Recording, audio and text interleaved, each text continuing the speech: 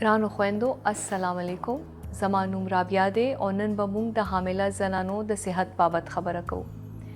څنګه چې تاسو ته پته ده صحت ډېر لوی نعمت دی او حامله زنانه چې وي هغوی باندې د دوه کسانو ذمہواري وي، د خپل صحت هم او د خپل ماشوم هم.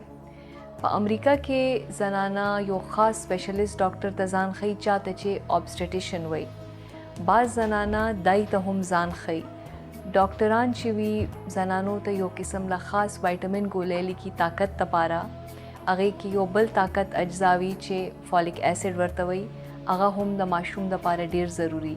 د وایټامین او فالیک اسید سره سره موږ حامله زنانو کې مخصوص ټیسټونه کوو. هغه ټیسټونه چې وي موږ ته مخکې نه اطلاع راکړي، موږ باخبر کړي چې که ماشوم کې څه بیماری وي، خاص کر کې داسې بیماریانې چې مور پلار نه اولاد کې راځي. حامله زنانو صحت ته خیال کول دې دپاره زیاته ضروري هم ده چې موږ زنانو کې کله کله بعض داسې بیماریانې وي چې په حمل کې شروع شي. مثلا د شکر تکلیف کوم ته چې ډایبیټیز یا شوګر مرض وي. یو بل مرض وي پری اکلیمشیا، هغې کې د وینې فشار ډېر جګ شي او مور ته او ماشوم ته خدشه جوړېدی شي.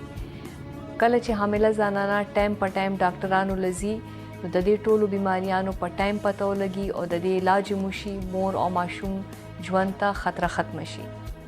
ځکه دا ډیره ضروری ده چې کله حامله زنانه خبر شي چې موږ ماشوم په ګېډه دی، هغوی په ټایم ډاکټر له لاړ شي چې ډاکټر هغوی له ښه علاج ورکړي، هغوی ته ښه خیال وکړي چې هغوی او د هغوی د ماشوم صحت برقرار وي. مننه.